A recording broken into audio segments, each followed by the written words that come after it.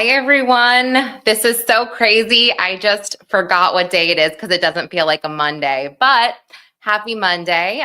It's almost Christmas. If you celebrate, I hope you're getting everything done shopping wise and all of that. And I hope everybody has some time off with their families this week and maybe next week. But I had to jump on about this. Blake Lively suing Justin Baldoni. I want to start back about 4 months ago because I feel like I participated in this alleged smear. And I don't want to say I quote fell for it, but I have a video on this channel and I wasn't necessarily bashing Blake Lively, but I was explaining what the drama was, and it was one-sided. I was explaining Blake Lively's past scandals, I guess. I mean, hey Phil, hey Sheila, hey Dizzy, hey Sinead, hey Afton. I'm glad you guys are all here. No, Dizzy, I know. And look, hear me out. They and we'll get to this, but this was all on purpose, and the media really plays into it because a lot of Blake Lively's past interviews, a lot of her past behavior came to the surface, and it was all designed to be that way. So I want to break this down and not necessarily give my opinion on it per se, maybe until the end, but I am shocked, and I am not a naive person. You guys know I was an entertainment reporter specifically before I started covering criminal cases, and I the degree of these smear campaigns is just wild. What came out over the summer when this movie It Ends With Us, and by the way, this movie was released in August of 2024, and now you'll notice, and look, this could be designed on purpose, but the lawsuit dropped right when the movie was playing on Netflix. It's probably on purpose. I did watch it. It's fine. I mean, my husband, I was like, "Do you want to watch it with me?" And he's like, "No, I feel like you got this on your own." And oh, hey Frank. And yeah, so yeah, the movie's fine. But again, it seems to be more about the drama than the actual film. And as a side note, if you're not familiar with it, it's about this girl, Lily Bloom, that Blake Lively plays, and it's written by Colleen Hoover. It's based on Colleen Hoover's book, and Colleen Hoover's mother, she dealt with domestic violence, or she was a survivor of domestic violence, and it's loosely based on her story. And Justin Baldoni, he directed the film, and he plays Ryle. I gotta say, no offense, I couldn't get through that name. I've never heard that name before, so I was like, Lyle, Kyle, Ryan. I had a hard time throughout the whole movie, but yeah, that's me. So uh when the movie came out, there was drama because Blake Lively and the other cast members were promoting the film, and Justin Baldoni, he didn't even go to the London premiere, and London is a big deal. So it got people talking, and Blake Lively and her husband Ryan Reynolds, they had unfollowed Baldoni on Instagram. Ooh, I know, but it was a thing. So and by the way, if I didn't mention it, Blake Lively was also a producer on the film. So all of a sudden, because everybody's talking about this, well, wait, so Dizzy, I want to pin this comment for a minute. In the lawsuit, it goes into the fact that they were told per their contract the way that they should be promoting this movie is in a light-hearted way. Don't focus too much on the domestic violence aspect of it, even though it's kind of weird because the whole movie is about surviving domestic violence and escaping it. So Blake Lively got ripped apart for something she said. She said, grab your friends and your florals. And now I'm paraphrasing, and come and see this movie. She got ripped apart for saying that.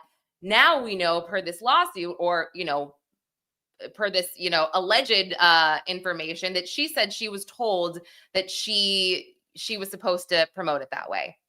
So then things start coming to the surface again, like this interview with this journalist. And I'll admit, this part was a little cringy to me if you go back and you play this interview. And I'm not going to play it now, but Blake Lively had an obvious baby bump, and this journalist said something like, "Congrats on your little bump." And Blake Lively said, "Congrats on your little bump," to the journalist, who was not pregnant. And this was when Blake and Parker Posey were promoting a Woody Allen movie. I forget the name, or I'm not remembering the name right now. But Parker Posey tried to make it, a little bit better, but I felt really bad for everybody involved because it was awkward. And then towards the end of the interview, she asked Blake Lively about the costume, saying it was aesthetically beautiful. And Blake Lively says something like, "Well, everybody wants to talk about the costumes, but I wonder if they would ask the men about the costumes." I mean, as an interviewer, I know how difficult it can be. We can be really annoying. I understand. But we're doing our job, and we don't always nail the question. So yeah, this was awkward. And then what surfaced as well was her Kate Middleton joke, I guess. So if you all remember, the Photoshop fail was with Kate Middleton and her children and her family. This was because Kate Middleton was battling cancer, and as usual, the internet made a joke about it. And Blake Lively, she went along with that joke, and she posted something on her Instagram about her business. It was a very obviously photoshopped image, and she just made light of it. Again, going along with the entire internet and our entire culture, it felt like. And then she finds out that Kate Middleton has cancer, and she takes the time and actually apologizes. And she kind of says, "Look, I know that nobody cares what I have to say, but I do want to address this. This was in really bad form." So a lot of this stuff came out. She does have a reputation of being hard to work with, but something I want to say, I was thinking about this. Lea Michele also has a really bad reputation. However, multiple people that she has worked with have come out, and when this was these rumors were surfacing, they said, "Yes, I had a bad experience with Lea Michele, and this is why." They all put it out there, and I gotta say, Blake Lively, she hasn't had any co-stars that I've seen, and you guys correct me if I'm wrong, but she hasn't had any co-stars come right out and say she was so horrible to work with, when these negative things were coming out. Nobody seemed to be piling on like they did with Lea Michele. If you go back and look at some earlier interviews, I did notice America Ferrera, who was her co-star in the Sisterhood of the Traveling Pants, kind of giving her some of these, I don't know, side eyes. But again, we don't always jive with our co-stars, with our coworkers, with our colleagues. But that doesn't mean that this person's in the wrong or that person's in the wrong. I mean, I wasn't there for this, but just getting into the lawsuit itself, let's be clear here. Blake Lively is seeking unspecified damages. We know Blake Lively and her husband, Ryan Reynolds, are worth a lot of money. So this case right here, this complaint was filed in the California Civil Rights Department, and they have 60 days to decide if they are going to investigate this case, or they could mediate a solution. I was shocked when I saw this because I was like, well, wait, she doesn't want money. She wants him to pay for his actions and what he did, because again, this is wild. If you read the lawsuit, and I'll get into it, I feel really bad. If these allegations are true, I feel horrible that in my mind, and I went back and I watched my own video, and maybe I didn't say it outright, which I'm glad I didn't, but in my head, I was thinking, wow, this girl's not great. I really was thinking that. So Yeah, let's get to, and I want to go over a few things before I get to the lawsuit. I'm going to share this really quick. This I found on Instagram, and this was Blake Lively and Ryan Reynolds, their trainer. I found their personal trainer's Instagram, and he fully supports them. And he says 5 things that Justin did, but there are so many, and we'll get to this in the lawsuit. It's so cringy. Broke out of character, ran his lips down her neck and told her she smelled good, told her he speaks to the dead and he had a conversation with her dead father. Horrible and weird.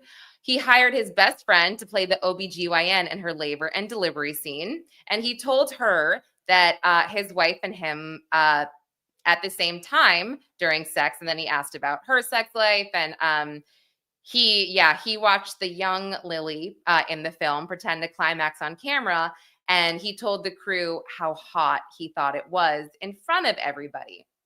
But again, we'll get to that. And I also want to pull up, I don't know if you guys were aware of this. This is Robin Lively. This is Blake Lively's sister. Robin Lively, I know her best for playing a Power Ranger, but Blake Lively, she does come from a family of actors, and her mom was a talent agent. Her dad, Ernie, was an actor, and yeah, her sister Robin is an actor. So she made this whole post, and she urged everyone to read the New York Times article in its entirety. It calls out the ruthless and nefarious smear campaign that was aimed to take down my sister.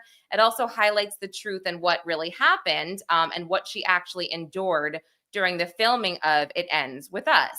And I'm not a huge fan of the New York Times, but I did read this. And again, it made me just feel really bad for not being more open-minded about everything when this came to the surface. And something else I want to add. So this is also, this movie is Sony Pictures, and Sony Pictures really doesn't do a lot of marketing with their films. I've covered a few of their films. One in particular I covered was the George Foreman movie. They barely did any marketing for that. And so I guess I was surprised because there did seem to be a lot of marketing behind this. And again, there seemed to be a lot of rules with the marketing. And we'll get into it, but I think this has a lot to do with Justin Baldoni and his Wayfarer Studios and his team. Yeah, Jay, exactly. I know, it's crazy. No one even knows about this movie, and I thought it was really good.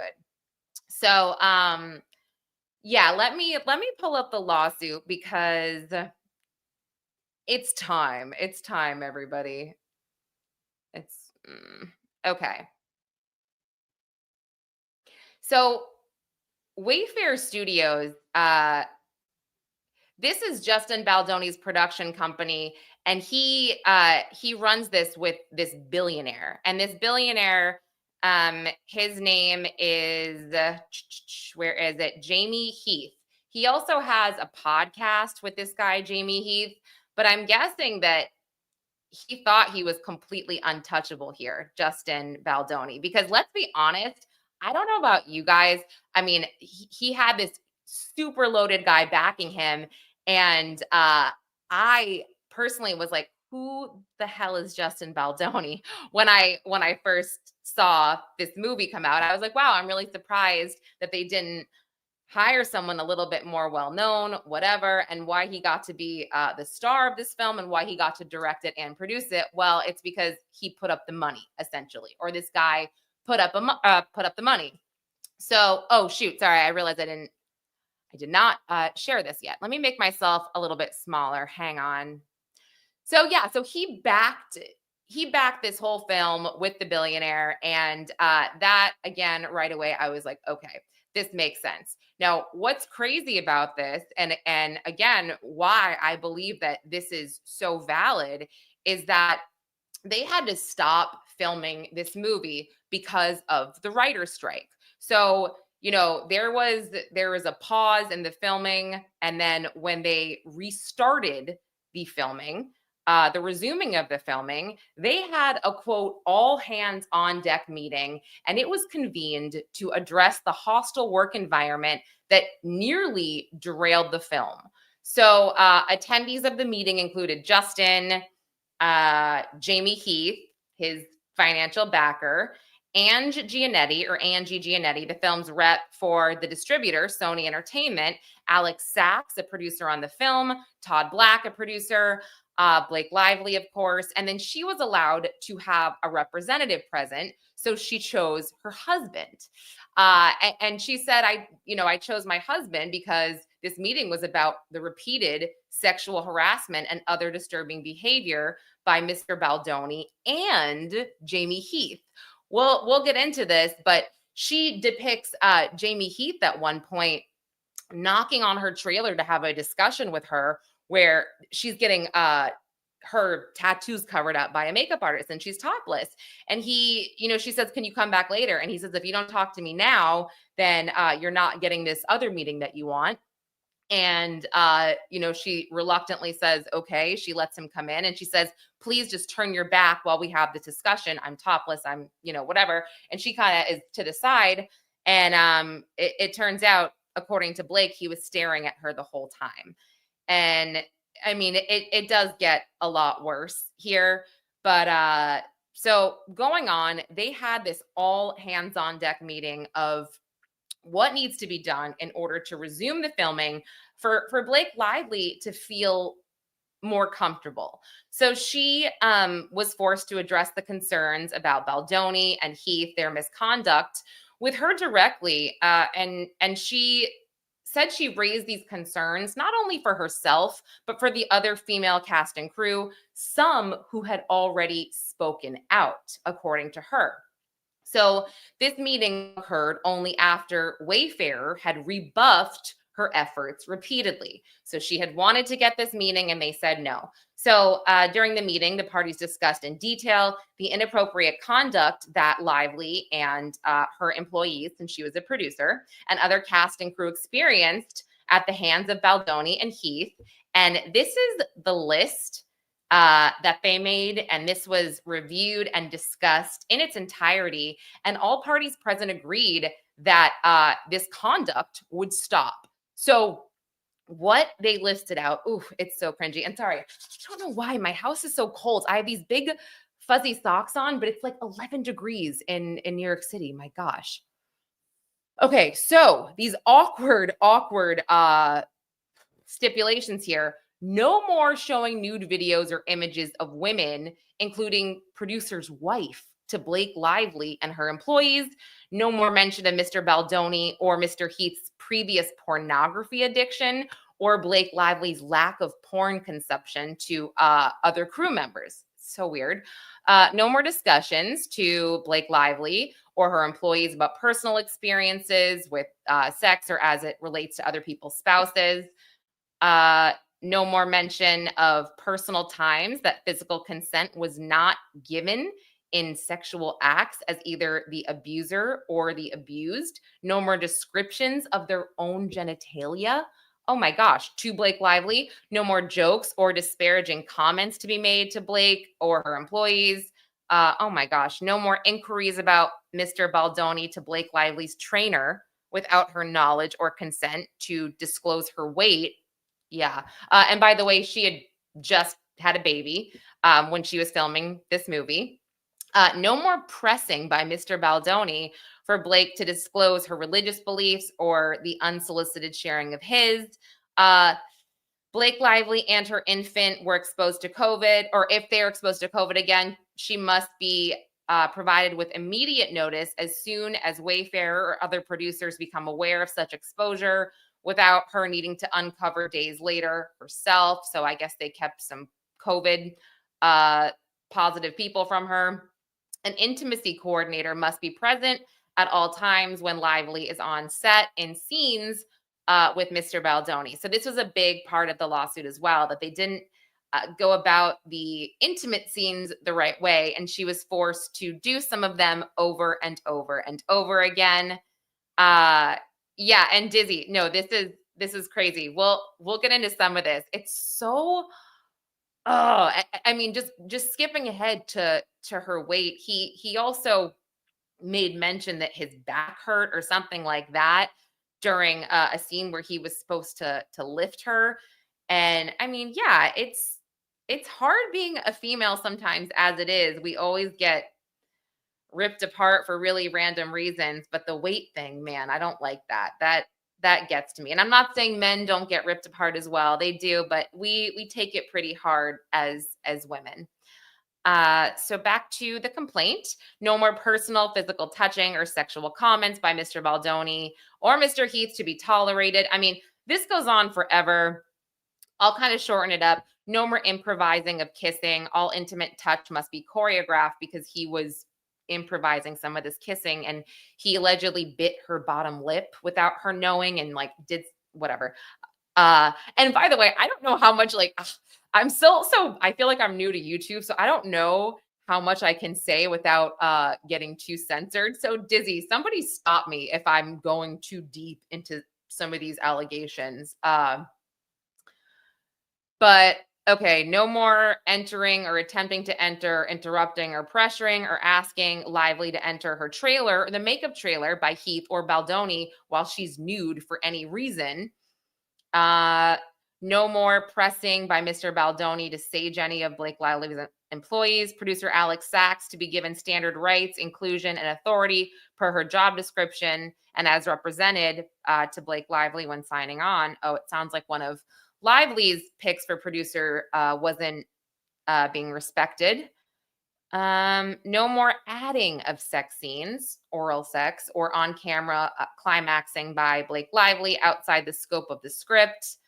An in-person meeting before production resumes with Mr. Baldoni, Mr. Heath, Mr. Sachs, the Sony representatives, the new producer, Blake Lively's spouse, Ryan Reynolds, to confirm and approve a plan for implementation of the above that will be adhered to or for the physical and emotional safety of Lively, her employees, and all the cast and crew moving forward.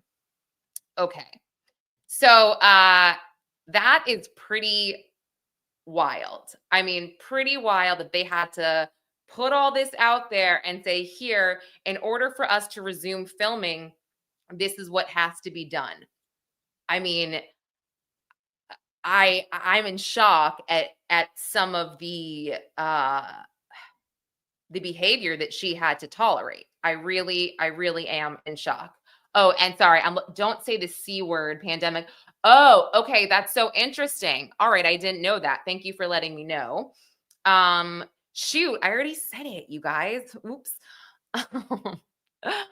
And by the way, like I get it. For your baby, that's horrible. I would not want my baby to get the C word, but I feel like in terms of this whole lawsuit, that's the least of her worries or his worries, I should say, in terms of all of these allegations.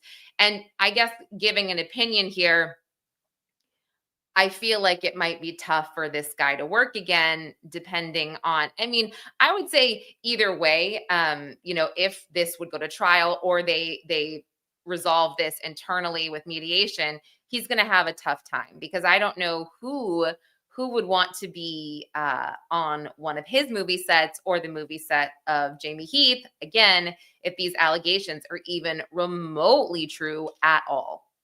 So, going back to this, so at this point, it goes into say she promoted the film in accordance with the marketing plan created and delivered by the film's distributor Sony, which is summarized in the talking points, and I can go to that later, but I don't even know if we need to. But it just says Miss Lively and other cast members were under a contractual obligation to render promo services, and they wanted them to focus more on Lily Bloom's strength and resilience as opposed to describing the film as a story about domestic violence, and avoid talking about this film so it doesn't feel heavy or sad because it's a story of hope. Now, in the meantime, if you paid attention to the way Justin Baldoni was promoting this movie, it was the opposite. He was taking the stance of really honing in that it was a domestic abuse story. It's serious, and she she it just was a lot more serious on his end. So he chose to be the quote unquote hero here and go against what was supposed to be done in terms of Sony's instructions. So back to the lawsuit, and again, this is not we haven't gotten to the factual background yet. So it says in the days leading up to the film's release, Mr. Baldoni abruptly pivoted away from the film's marketing plan and the types of publicity activities in which he had previously participated. But what the public didn't know was that Baldoni and his team did so in an effort to explain why many of the film's cast and crew had unfollowed him on social media and were not appearing with him in public. To that end, he and his team used domestic survivor content to protect his public image. Okay. So what the public also didn't know was that at the beginning of this multi-tiered plan that Mr. Baldoni and his team described as social manipulation designed to destroy Miss Lively's reputation, the plan was backed by virtually unlimited resources. Like I said, he had a billionaire behind him. So Wayfarer's co-founder, co-chairman, and leading financier is multi-billionaire Steve Sarowitz, who divulged at the film's New York premiere on August 6, 2024, that he was prepared to spend $100 million to ruin the lives of Miss Lively and her family. And with that backing, Mr. Baldoni and his Wayfarer associates embarked on a sophisticated and digital plan in retaliation for Miss Lively exercising her legally protected right to speak up about their misconduct on the set. And truth be told, you guys, this is all we really needed to know. I think that we could have just stopped right there. And again, if you follow this, and even if you didn't, you could say, oh, this makes so much sense. Justin Baldoni knew that eventually this would get out. Everybody, Jenny Slate, nobody was aligning themselves with him. They were all completely separate. And look, he knew this was going to be bad for his reputation. He just didn't know when it was going to come out. So he wanted to be prepared. So, and I'm skipping ahead a little bit because look, you guys, this is like over 60 pages. It's insane. So he hires Johnny Depp's crisis management PR team. And this is TAG. It's like the agency group is what it's called, Melissa Nathan. And he discussed full takedowns here, full takedowns basically of Blake Lively, and obviously, sure, Ryan Reynolds in the wake of that, but mainly Blake Lively. And again, going back to my own guilt, I know this has nothing to do with me, but I fell into that trap. I made a video about explaining the Blake Lively drama, and I brought up her past behavior that had nothing to do with this, and I feel like a jerk. So, but here we go. So skipping ahead, I kind of, went through that a little bit in my own language. And again, if you do want to follow along with me, I do have the lawsuit. Deadline is really great about posting these things in their articles. So I do have Deadline's link in the episode notes. But, and yeah, because I'm paraphrasing some of it because again, it's so long.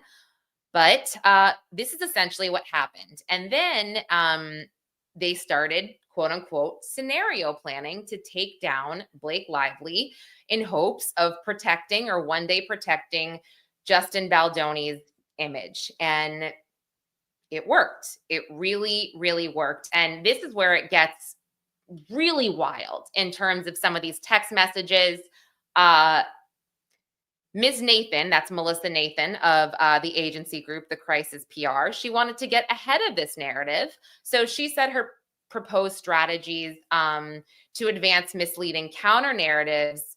She really wanted to push that Blake Lively had a less than favorable reputation. And these people, they have contacts at pretty much every media outlet, TMZ or the big entertainment ones, TMZ, Page Six, Daily Mail. So they were exploring the planting of stories and or about the weaponization of feminism and really blaming Blake Lively also for production members' job losses. I mean, that's wild because I'm sure a lot of them just left on their own because of what was going on. I don't have proof of that, but I have to speculate. So Baldoni initially expressed concerns that the written plan was insufficiently aggressive to insufficiently aggressive to protect him. So he said, he's not in love with what they initially laid out, but and he didn't feel a lot of protection here. So just going on, they go through a lot of these emails where his agent or his PR person, Jennifer Abel, and the PR crisis management person, Melissa Nathan, they exchanged text messages expressing Mr. Baldoni wants to feel like Ms. Lively can be buried. Miss Abel and Miss Nathan agreed that, of course, they would do just that, but they would not say so in writing. Quote, we can't write it down to him. We can't write, we will destroy her. Imagine if a document saying all the things he wants ends up in the wrong hands. Ooh, and this is kind of what happened. So, and again, these are emails between his PR person and the crisis management team that they hired. Again, I'm not naive, but wow, just to see this laid out that this is what happens. Your reputation can be tarnished in a split second here. And yeah, the old footage of Lively and some of her behavior didn't help. But did she really deserve all this? I don't think she did. I don't think she did. Look at you guys. I think I'm not going to offer opinions here, and here I go with all my opinions. I really was trying to keep this factual, but I can't help myself. Okay, so I want to get through a lot of this. So this is where he said, and I think I tweeted this out. Justin had said this is what we would need, and it was a story and a tweet about Hailey Bieber being a bully to other females. And like I said, I'm kind of like, sure, but Leah Michelle, I mean, she has way worse of a reputation because so many people actually came forward and said, this is what happened. And thank you so much, Dizzy. Thank you so much for saying that, because again, I really was trying to be like, all right, factual basis here, but yeah, I can't help myself. I can't help myself. So all right. So now they're engaging in this retaliatory social manipulation campaign. So in the weeks, then months that followed, with the direction and approval of Wayfarer and Baldoni, they engaged in a sophisticated, coordinated, and well-financed, guys, I want to just reiterate this, well-financed retaliation plan. It sucks, but this is how it goes. I mean, money really buys you a lot of stuff and a lot of resources. So the retaliation campaign relied on more than just publicists and crisis managers and spinning stories. They also retained subcontractors, including a Texas-based contractor named Jed Wallace, who weaponized a digital army from around the country, from New York to LA, to create, seed, and promote content that appeared to be authentic on social media platforms and internet chat forums. So the Baldoni Wayfarer team would then feed pieces of this manufactured AI content, saying Blake Lively did this. I heard her reputation so bad. She did this XYZ. They would feed this to unwitting reporters, making content go viral in order to influence public opinion and thereby cause an organic pile-on, is what Blake Lively called it. Now, to safeguard against the risk of Miss Lively ever revealing the truth about Mr. Baldoni, the Baldoni Wayfarer team created, planted, amplified, and boosted content designed to eviscerate Miss Lively's credibility.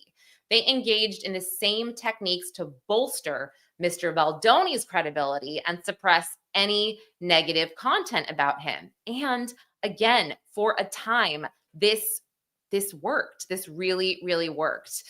So there's something that I wrote down that really stuck out to me. Yeah. So it was page 8. This is more emails. attempting to shift the narrative against Lively. Okay. There is one thing that was stated by Melissa Nathan in an email, and she said, quote, "This is so shameful. The majorities of socials are so pro Justin, and I don't even agree with half of them. LOL." Uh, hmm. And then, oh, this is where, okay. And then Miss Nathan then bragged to Miss Abel that Mr. Baldoni doesn't even realize how lucky he is right now, by which they were referring to their successful efforts on how to shut down stories that would have been revealed to discuss Mr. Baldoni's disgusting behavior, including his sexual connotations on set that had made the cast and crew beyond uncomfortable.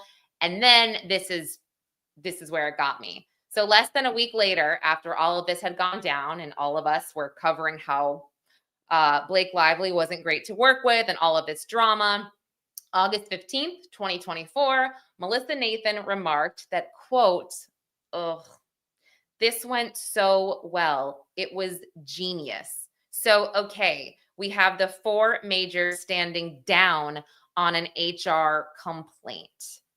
Yeah. Okay.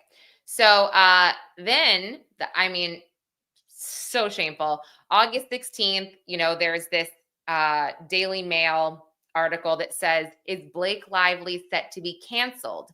String of, quote, hard to watch videos that have surfaced following, quote, tone deaf Q&A to promote It Ends With Us could tarnish the 36-year-old star's golden Hollywood image for good." And Jennifer Abel responded to this and said to Melissa, "Wow, you really outdid yourself with this piece." And Melissa Nathan replied, "That's why you hired me, right? I'm the best." Okay. Uh, Wait, I have to go to the chat because thank you, Dizzy. You just complimented my hair and I appreciate you. And thank you, Sheila. And I'm sorry I'm not in the chat as much. I think I do need to get a moderator. Like I said, I'm still new to this and I don't really understand how it all works, but I hope everybody seems to be really nice to each other in the chat as it is. So that's good. And I'll go back and I'll look at some of the comments just in terms of the case and everything in the lawsuit. So if he gets canceled, Phil, oh my gosh, Phil, you're killing me. You're literally killing me with this. Ew. I hope nobody plays Luigi for a long time. Screw that guy. No, I feel bad for Luigi's family, but I feel really bad for Brian Thompson's family. But that's not why we're here, is it? So, okay. Going back up. Yes. Okay. So let's move on. We can all agree this is a horrific smear campaign. Can we all agree on that? There's evidence right there. Now, again, this is the firm that Johnny Depp used. And it's funny because Amber Heard came forward and said, I support Blake Lively. I was a victim of this. Johnny Depp used this team. I mean, I don't know. We all saw Amber Heard on the stand, but who knows? Let's not go there. Amber Heard, this is a little bit different, in my opinion.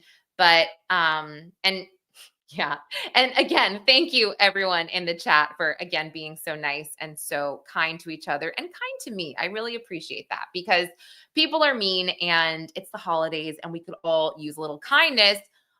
And again, I'm sitting here thinking about Blake Lively and having to read all this stuff about her. And yeah, it must have really not been pleasant. She has 4 kids and we all know our kids come first, but when we have personal things happening to us, it's so hard not to just be distant from our family and be like, guys, I'll deal with you later. I'll whatever. But yeah, so my heart does go out to her that she was dealing with all of this. And dude, I know, I got to say, Ryan Reynolds has never been my favorite. He's one of those guys. I'm kind of sick of his voice. Don't at me. My opinion.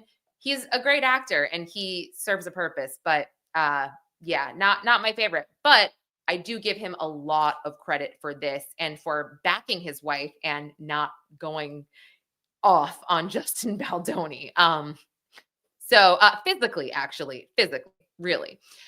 So just back to this, I want to get into some of the factual background. Here we go, because this is so bad, so bad. And again, I, I'll paraphrase a lot of this because you can read it yourself, but just to give you the gist of it, sorry, I just burped in my mouth. That was really gross. I didn't even really eat anything that would make me do that. All right, so factual background. This goes into how Baldoni and Sarowitz launched Wayfarer Studios in 2020. Again, no one really knew who he was. He was in Jane the Virgin, or maybe people did know. Sorry, I shouldn't say that. People did know. He just is not Blake Lively and Ryan Reynolds. So Baldoni and Heath have positioned Wayfarer as a male feminist platform that explores gender roles, dismantles toxic masculinity, and creates a safer and judgment-free society for women. Yeah, that's no, that's not what I'm gathering from this now, but sure, that was a really great way to try and promote your studio, especially when signing on to a movie like this. It ends with us. So let's see. Oh, okay. So everybody in the chat does love Ryan and Blake. That's great. I guess I'm alone on this, but I respect all of your opinions on this. Yeah, I do. I respect it, but not for me. Also, just a side note, that movie what's the Marvel movie that he does? It's not Daredevil, is it? Somebody, whatever it is. I just have really bad memories of when that came out, and I had my first baby, my daughter, 2016, and my husband and I tried to watch it, and I was so tired. I was Deadpool. Thank you so much, Sheila. Deadpool. I was a zombie, and my daughter was super colicky, and she wouldn't stop screaming. And I just remember we would try to watch that, and every 2 minutes we had to pause it because she was screaming, and then I couldn't put her down, and everything was awful. And it was just not a it was not a good time. I was very stressed and very tired. So maybe I equate Ryan Reynolds with that. And that's just where my memory comes in, and it just triggers me. But back to this. So, all right. Factual background. Mr. Baldoni serves as not only the co-founder and co-chairman of the studio that financed and ran production of It Ends With Us, he served as director, exec producer, and co-lead actor, playing the role of Ryle Kincaid. Okay, we get it. We went over all this. Okay, this is where it's bad. He ignored well-established industry protocols in filming intimate scenes and exploited the lack of controls on set to behave inappropriately. This is where he allegedly bit her lip and made her do, and I guess he improvised things that he really wasn't supposed to, making her really uncomfortable. And it says, Mr. Baldoni improvised physical intimacy that had not been rehearsed, choreographed, or discussed with Miss Lively, with no intimacy coordinator involved. For instance, Baldoni discreetly bit and sucked on her lower lip during a scene, which he improvised numerous kisses on each take. And then he insisted on shooting the full scene over and over again, well beyond what would have been required on an ordinary set and without advance notice or consent.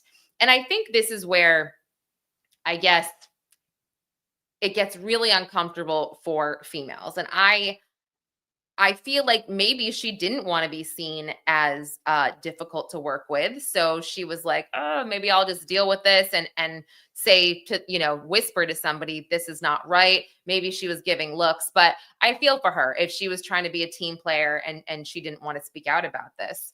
And okay, I'll give Deadpool another go if you say so, but I don't think I can watch it without getting PTSD about a screaming baby, and sleeping 1 hour, in 3 days.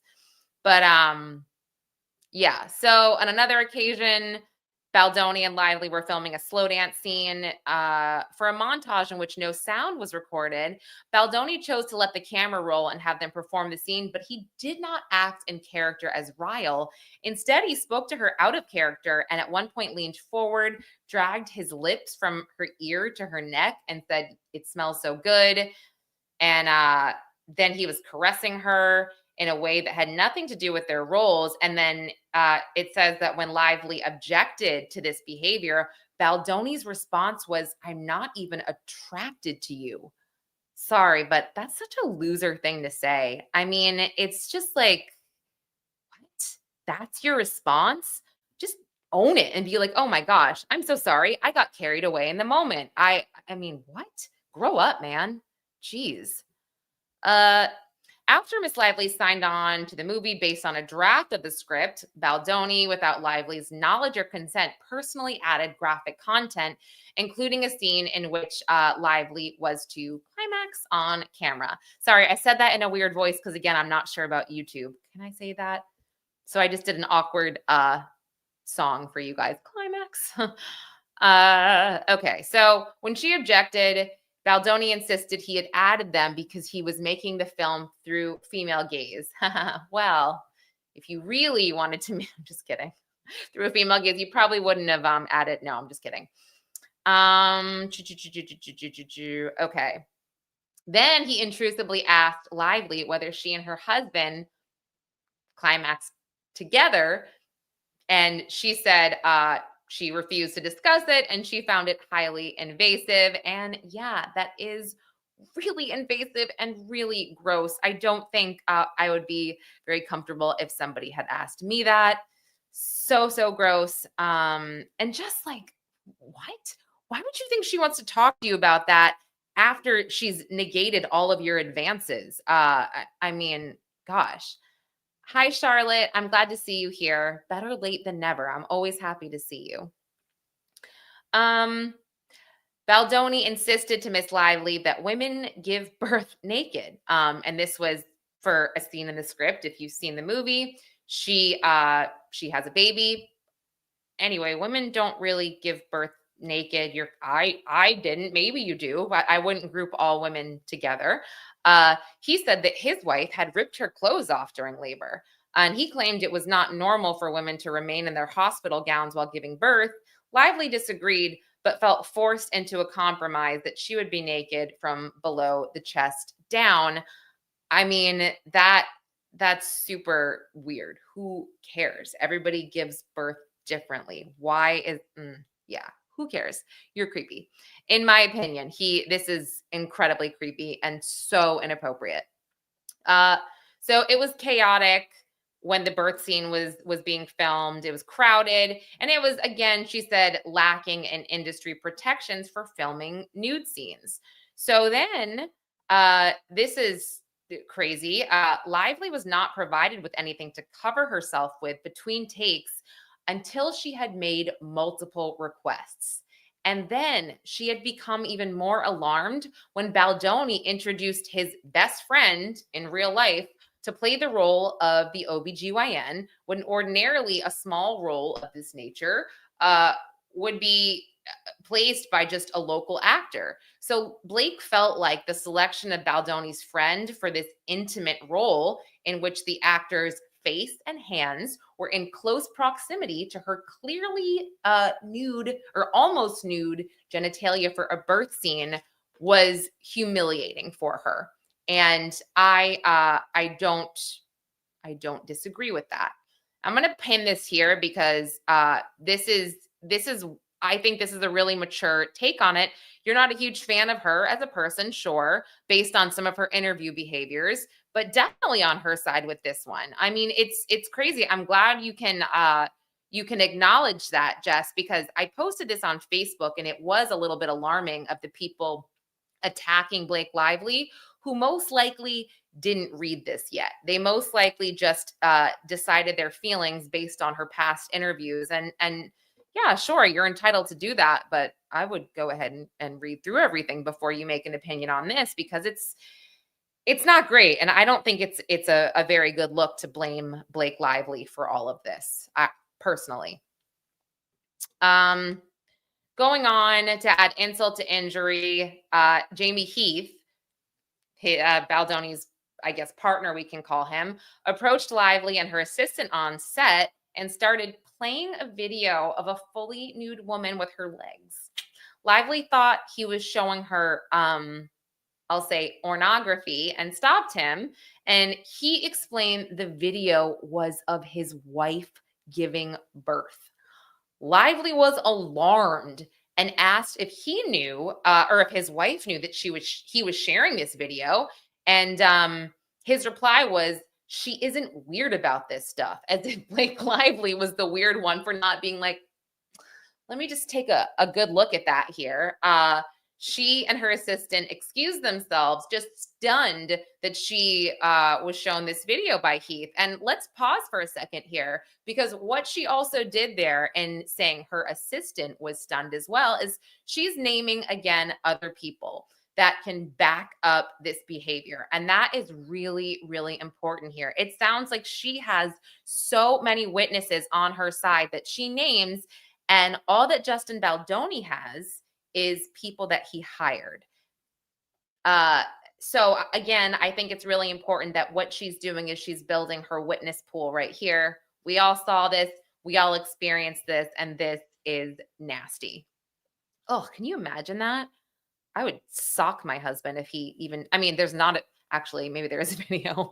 But anyway, it's just so weird. It is so, so weird. And by the way, I don't think his wife would really appreciate him showing anything like that to strangers. But going on, he added a detailed scene in the film in which the underage version of Lively loses her V. In both the book and the script for the film, there was no sex scene. Instead, the details of this moment were left to the audience's imagination, but Baldoni added in considerable details. So, yeah.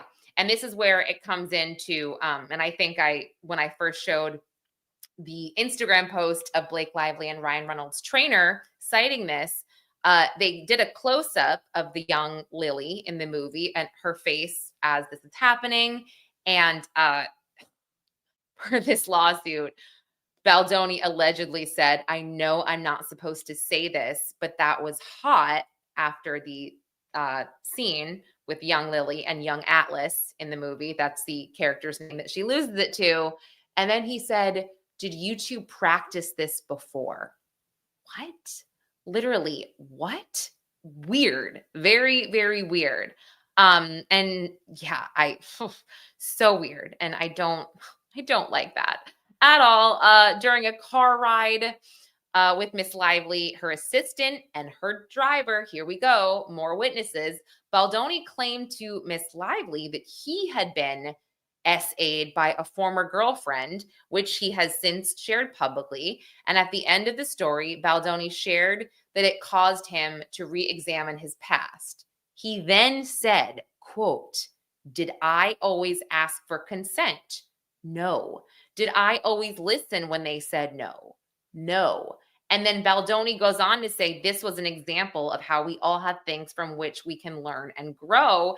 And then Blake Lively was really, really uncomfortable after when she exited the car. And then even to the point that her driver said, I don't want you to be alone with this guy ever moving forward. I'm actually in shock. Justin Baldoni, I guess he thought the Me Too movement didn't apply to him, or maybe he forgot that it was 2024 and this comes out. And yeah, you will be exiled. You will be exiled. So that is an insane thing to come out of his mouth, especially to females. Oh my gosh. Going on, the first day of filming, Baldoni and Heath described past relationships, sexual relationships to Lively, including that one of them used to hook up with a woman, but then Baldoni said he had decided that this woman wasn't the one. So then Heath got together with her. So they're talking about how they share women, and Blake Lively found this to be incredibly disrespectful. They talked about their previous pornography addictions, which is so weird to talk about with again, I'm looking at this as if you're talking about this with a colleague or a coworker. That's a no. That's a no for me. Really, really a no. Again, it's going on to say he engaged in other behaviors that were shocking and emotionally distressing. Baldoni objectified Lively and other women by commenting on or criticizing their bodies as sex objects. Let me go. Oh, at one point, Miss Lively observed that he told another female cast member that their leather pants looked sexy when she arrived to the set. And I guess this female rebuffed the comment because she was uncomfortable.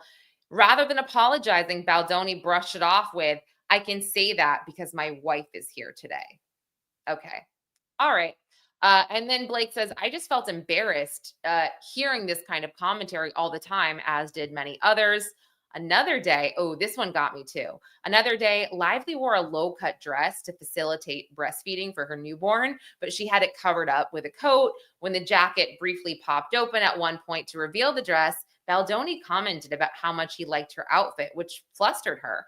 And then later that day, he pressured her to remove the coat in front of the crew and multiple background actors in a packed bar. And he said he wanted to see her onesie under the coat because it was zipped low to reveal her lace bra. And consistent with past behavior, he said, I think you look sexy, in a tone that made her look just gross, ogled, and exposed. And with other female cast present. So again, she talks about her witnesses. She said, that's not what I'm going for.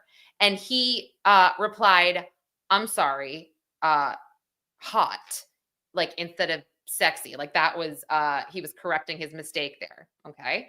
And then Lively said, not that either. And then Baldoni responded sarcastically, I guess I missed the HR meeting. And then he walked away. So if I had to guess here, I'd say he was feeling really confident about the fact that he thought this was his set. This was Jamie Heath's set, Wayfarer's set, and he didn't have to follow or play by the rules. That's what I'm guessing, because this kind of behavior over and over again, after being kind of shut down, it seems like, by Blake Lively and a lot of other people, he just continues it like he's completely untouchable. Okay, as a result of his behavior, on May 29th, another cast member lodged a sexual harassment complaint about his gross and unwanted comments toward her and others. I haven't seen this. I'm sure it's, it must be, gosh, how have we not seen this actually? I don't want to say it's sealed, but maybe it's under like I guess, whatever. It's an HR complaint. So maybe it's in the exhibits at the end, but it doesn't say that either. There's no exhibit with this HR complaint, but I'm sure they have it ready to go. But while on the one hand, Baldoni was objectifying Lively as a sex object, on the other hand, he went out of his way to message criticisms of her, her age, and her weight, neither of which she could change during filming. That's a great point. On the second day of filming, Baldoni made the rest of the cast and crew wait for hours while he cried in her dressing room, claiming that social media commenters were saying that Lively looked old and unattractive based on paparazzi photos from the set. Oh my gosh, I feel so bad for her. She tried to reassure him that she should look authentic in the scenes depicted in the photos, which were just after her character had been abused by her fictional husband rather than look quote unquote hot. And Baldoni appeared to be focused on Lively's sexual appeal above all else, and his lengthy outburst caused a delay in shooting. Wow. To make matters worse, when Lively tried to have a meeting with Heath about this and other producers to discuss his unprofessional behavior, the meeting turned into another violation. And this I went over before. This is when Heath walked into her trailer when she was topless, and she said, turn the other way, and he didn't. He was staring directly at her while she was topless, and then he brushed it off, saying, it's just a habit I have of wanting to look at the person while I'm speaking to them. Yeah, okay, perv. Then it says he found Baldoni routinely degraded Lively by finding back-channel ways of criticizing her body and her weight. A few weeks before filming, and less than 4 months after Lively had given birth to her 4th child. Oh my gosh. She was humiliated to learn that Baldoni secretly called her fitness trainer without her knowing or her even having her permission, and implied that he wanted her to drop some weight in 2 weeks. He told the trainer that he had asked because he was concerned about having to pick Miss Lively up for a scene in the movie, but there was no such scene. And this is crazy because I remember, again, reading this back this past summer, and then when I saw the movie I was like, wait, there is no scene where he lifts her up. This is very odd. So he does this, and then I had posted this on X because this was really crazy and stuck out to me. When Lively caught strep throat, Baldoni offered as a gift to connect her with an expert that he had on retainer to help her with probiotics to combat the sickness. When Lively went to fill out the privacy forms, she saw the expert was not what Baldoni had represented her to be, but was instead a weight loss specialist. And she felt once again that Baldoni was shaming her for her body and her weight. Somebody had commented about how a lot of strep experts or doctors that treat strep also treat weight loss. I saw this comment, so obviously it prompted me to look this up. I didn't really find anything about this medically. I mean, I should have reached out to a doctor, but I didn't. I mean, I saw that strep can cause you to lose weight because your throat hurts and you don't want to eat anything. But I was like, this is strange that somebody would be, I guess, sticking up for this type of behavior or defending this behavior and saying, "Oh no, strep experts are just like weight loss experts. They do the same thing sometimes." I didn't find anything like that would describe that, but that's just me. So if anybody else wants to comment on that or look that up, please do. And then he failed to implement COVID protocols. Oh, mm, oopsies, sorry. Failed to implement. See, I know I'm saying sorry to nobody. I'm saying sorry to YouTube. Yeah, he failed to implement these C protocols. I mean, and then it just goes on. There's a lot more. He didn't provide handbooks. He did not, and the whole film didn't address HR concerns. She had said she wanted to file an HR complaint to Sony about his misconduct, and that never happened. They basically said, they said we'll look into it, and then I mean, and then she just goes into this laundry list of like things that they did that made her uncomfortable. Like, Heath said on the first day of filming, "I don't know if we're allowed to do this, but I want to hug you." And sure, maybe that doesn't sound so bad just separately, but when you add it to all of this, like, I mean, it's gross. It's so gross. More about Blake Lively's appearance. That Justin made her feel uncomfortable, or Baldoni, as I've been calling him. The parties negotiate a contract writer regarding Baldoni and Mr. Heath's conduct on the set of It Ends With Us. So this says on May 2nd, 2023, the Writers Guild, made up of 2 American labor unions representing more than 16K writers, went on a strike, and the film temporarily halted production. And Wayfarer and Baldoni announced the continued halted production of the film due to the ongoing WGA strike and the lost days experienced from picketing. So while the WGA strike was underway, the American Actors Union noticed that. Okay, we've gone through this. So the WGA strike ended September 27th, 2023, and then the SAG strike ended in November of 2023. Now, before returning to production, we went through this. She attempted to address and resolve all of the problems on set and requested that Wayfarer agree to address the conditions as we described at the very beginning of this. And now on November 9th, 2023, Lively's attorneys provided Wayfarer's attorneys with a document. So this was a legal document entitled titled Protections for Return to Production. So basically, these were not met. That is what it comes down to. These were not met at all. And this is where the lawsuit comes in. And I essentially do not blame her.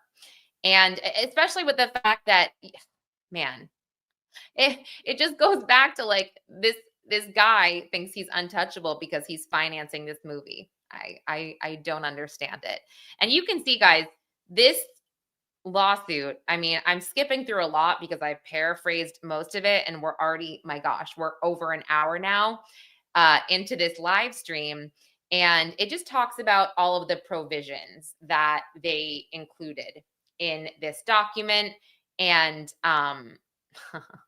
wow. And I guess I should probably go through some of these provisions because they are,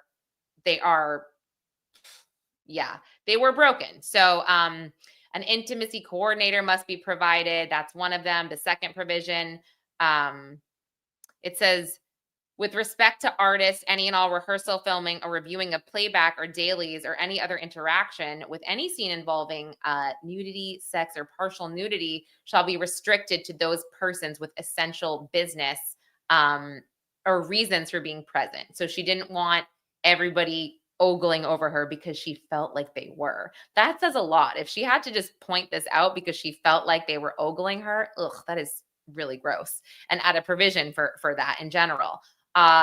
Third, no spontaneous improvising. Fourth, no. Okay, so we've gone through this. Is there anything else that's no rehearsal of filming any nudity? So that's interesting. And then the 10th provision, which is the most important here, there shall not be any retaliation of any kind against Miss Lively for raising concerns about the conduct described in this letter for these requirements. Any change in attitude, sarcasm, marginalization, or other negative behavior, either on set or otherwise, including during publicity and promotional work, as a result of these requests is retaliatory, unacceptable, and will be met with immediate action. Okay, so there you have it. She told him what was up. She said, this is what's up. If you retaliate, there's going to be a problem. We're going to take action. And she did. So he can't say he wasn't warned here. He cannot say that. Going through all this, this just goes through some of the things that I outlined at the beginning. Baldoni to his PR expert. What's the TikTok strategy? I'd like you guys to start posting me only talking about domestic violence and clips and why this movie is so important. So yeah, it sounds like Blake Lively held up her end of the bargain, especially with marketing, and she got dragged for that. And Justin didn't. And so, yeah, there's a lot more that goes on. Again, it would take forever because there is 80 pages to read through this. And some of the prices you should really note. Oh my gosh. This PR strategy firm charges almost 200 grand for 3 months, which is totally crazy. Totally crazy. Yeah, this is an email from Melissa Nathan of TAG to Jennifer Abel, his PR person, Baldoni's PR person, and she includes Jamie Heath as well. And my gosh, it's so cringy. So incredibly glad that the press went so well. And from what I know, Justin felt so supported. Yeah. As you're both aware, oh my gosh. We also understand audience is not solely JB fan base, but the studio. So it's covering all the bases time. One quote. Okay, sorry. This is where she says her prices. And then she quotes $25K for month for $25K per month, minimum 3 months. Yeah. Okay. Yeah. Not that interesting. But again, just going into everything that we covered before. And then Blake Lively, they do a really good job. I'm scrolling fast of going through all of the exhibits and the proof. I mean, she has everything. She also, oh my gosh, she goes on to like the history of Justin Baldoni and his TED Talks and everything, which are super weird from 2017. His TED Talks. I don't think she's weird for pulling this out, but in 2017, Justin Baldoni presented a TED Talk entitled "Why I'm Done Trying to Be Man Enough." Mr. Baldoni challenged men to be man enough to stand up to other men when they hear locker room talk and when they hear stories of harassment and SA. He asked listeners, will you actually stand up and do something so that one day we don't have to live in a world where a woman has to risk everything and come forward to say the words, me too? Well, look at that. He completely went against everything he quote unquote stood for here. That's crazy. That's so crazy. Oh my gosh. That's cringy. I mean, this is fake. This guy is really, really fake, really, really phony, if you ask me. Oh my gosh. And again, there's more, but oh, and this was interesting. Sorry, I wanted to put this out here. There was a chart. No, there was a chart on page, oh, it was 59. A chart that Blake Lively, yes. This was a trend. The online narrative continues to trend more negatively as compared to other weeks and months prior to the social manipulation campaign, as reflected in the sentiment chart dating from the publicity event on June 13th, 2024 to the present. So that chart is pretty telling. It goes all the way up until, right, let me see. Yeah, the end is December of 2024. So crazy. And oh my gosh, Kay, totally disguising himself as a decent human here. That's insane. I mean, I'm in shock, I guess, at this, like completely in shock. It's one thing to be I don't know, it's one thing to just be low key and yeah, you have this horrible behavior, you have this way about you, but to put yourself out there, start a production company that you claim is for women, give TED Talks that you claim are for women, and then behave like this is wild. This is so wild. I totally understand. You know, I think it's really hard. It's so hard. This is why we never say, well, why didn't this person do this? Why didn't, they do this when these allegations came out? It's hard because you see what happens to people. Even if you are Blake Lively, that what happened to her this summer was rough. But also because she is Blake Lively, maybe it was a bit easier for her to come out and do this. But again, she's got the proof. All the proof is right here. And I think that's pretty incredible. So yeah, these are all the exhibits. I would encourage everybody to go through them here and see for yourself. I'm just going to go through the chat really quick to see if I missed anything that was really crazy after Phil said he wanted Baldoni to play Luigi Mangione. But yeah, I mean, in summation here, I would say, yes, multiple things can be true. Blake Lively may have had a bad reputation with some journalists and some interviews. We all have bad days. Some of those interviews were very cringy, hard to watch, but what she experienced and what it seems like the female cast and crew members experienced is very horrible and something that I would never want to be subjected to or in a position, or I guess to be in a position like Blake Lively was in. I would never want that. So let's see. What did I miss? Anything? Wait, why did you say corn? What did I miss here, Dizzy?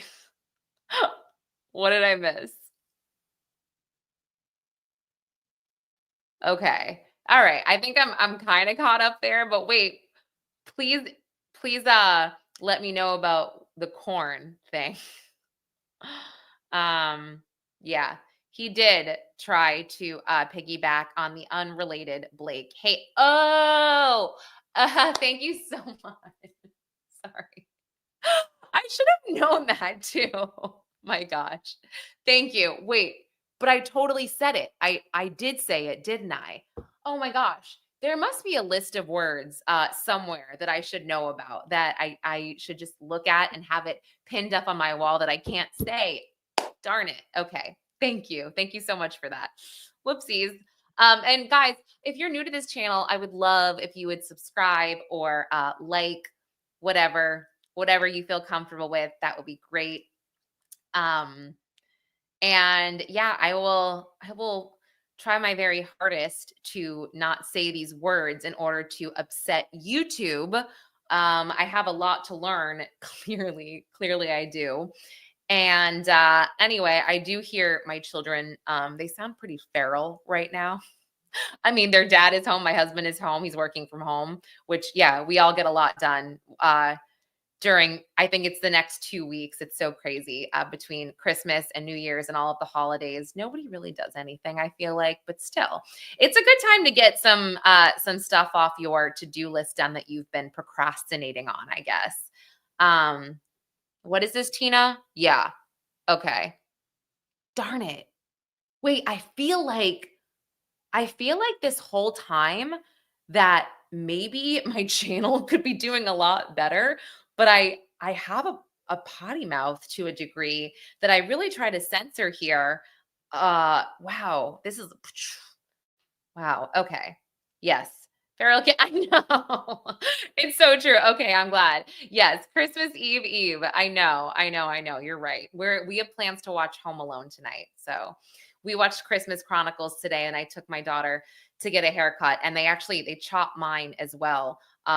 If you watch me, you might know I have a really bad habit of touching my hair. It's a nervous habit. So I was kind of hoping that if they chopped it a little bit, maybe I wouldn't do it as much. And you know what? I'm kind of proud of myself because I really haven't touched it too much. Oh my gosh, Phil, this would be great. A merch idea poster with all the bad words. And honestly, you can probably find a video of me saying every single one of those words. I'm not kidding. I'm not kidding. Wait, really? Okay, yes, Gremlins is really hard. My kids were not into it at first until the middle when Gizmo finally starts multiplying into the Gremlins. Yeah, it's really slow at first. Oh, I fell asleep last night, but my husband and I started to watch the Jason Bateman movie, the Carry On movie on Netflix. It's super cheesy, super predictable, but it's entertaining, I guess. Entertaining enough. I really like Taron Egerton. It's crazy. He played Elton John. I think he was nominated for an Oscar, and he won a Golden Globe for that role. And now he's doing terrible scripts like this. But again, entertaining enough. I still watched it. Uh, oh, Sinead, thank you so much. Touch my. Thank you so much. I think I will. I think I will. Yeah, it was totally entertaining, but it was just, I don't know. You feel me, right? It was predictable and it was cheesy. And Jason Bateman playing this bad guy was also weird. I love Jason Bateman. I know I kind of ripped on Ryan Reynolds for playing the same character a lot. Jason Bateman plays the same character all the time, but I like it. So I didn't really mind. But Phil, I really want you to, yeah, get those posters going. That would be amazing. Oh, okay, everyone. Well, I want to point out again, I'm so happy to have you all here. If you're new, I would love for you to check out my other streams and my other videos.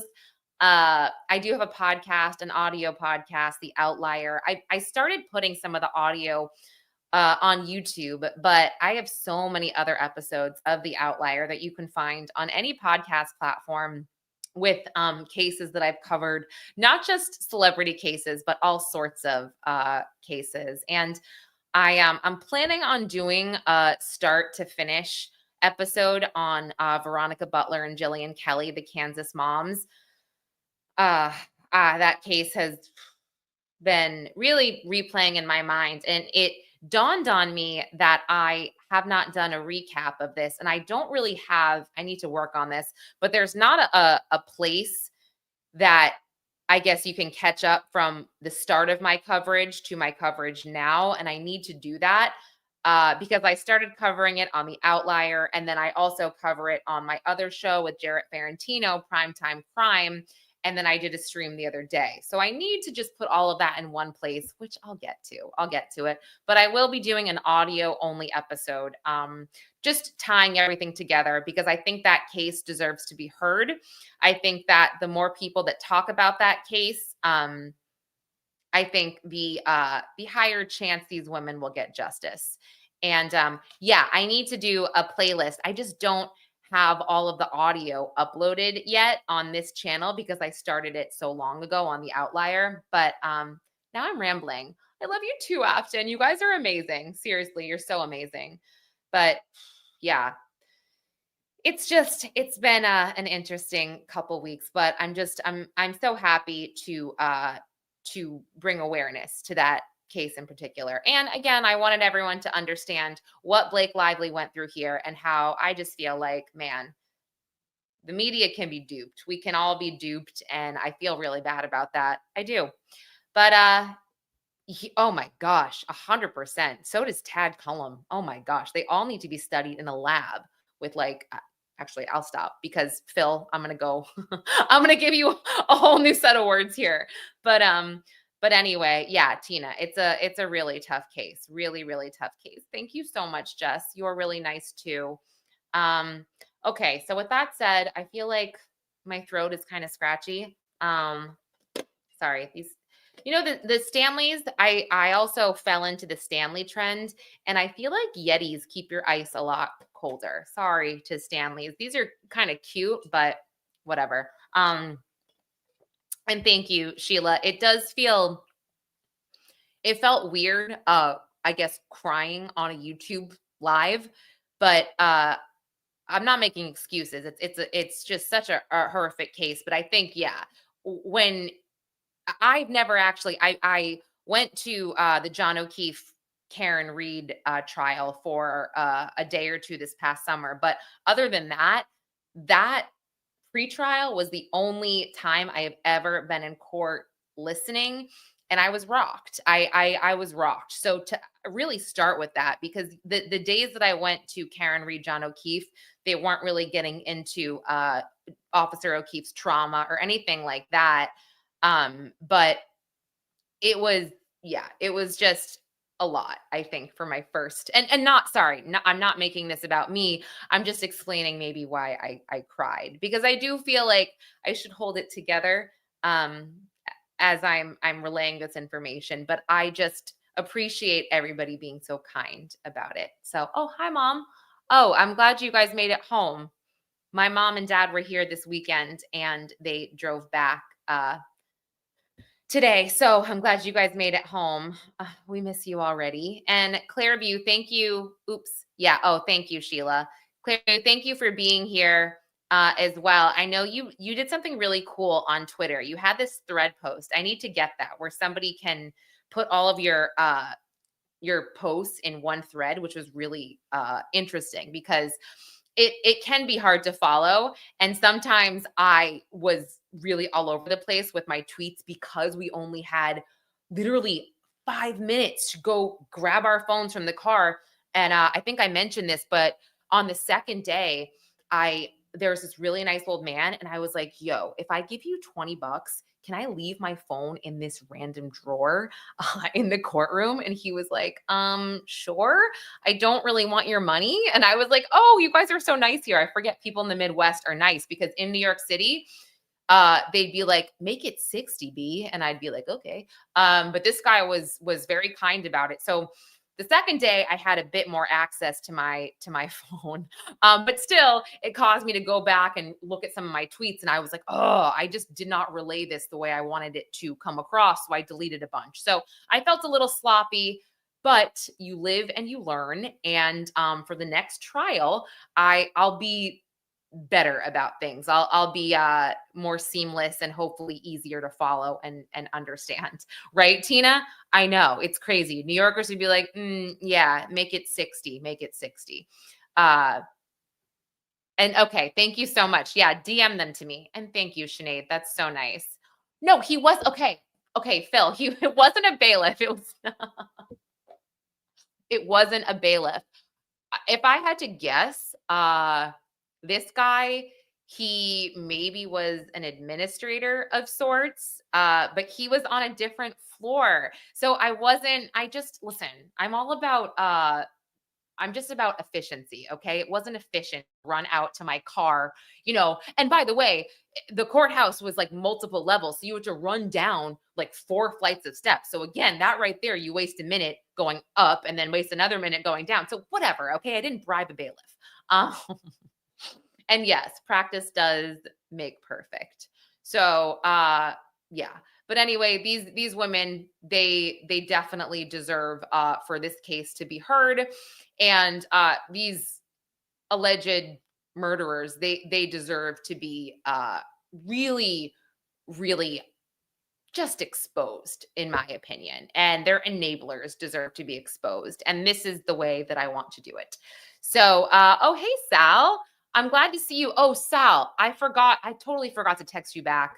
I owe you a text. And I did not forget about you. I have it flagged, but I do owe you a text back. You're always so kind to me.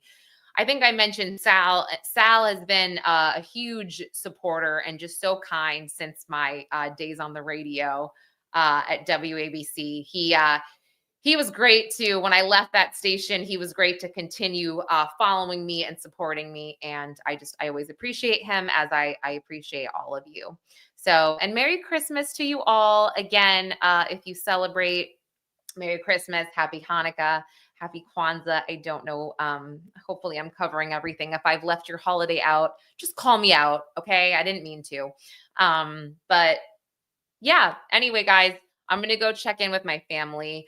I hope you all have a great night. And again, I appreciate you all being here. So thanks again.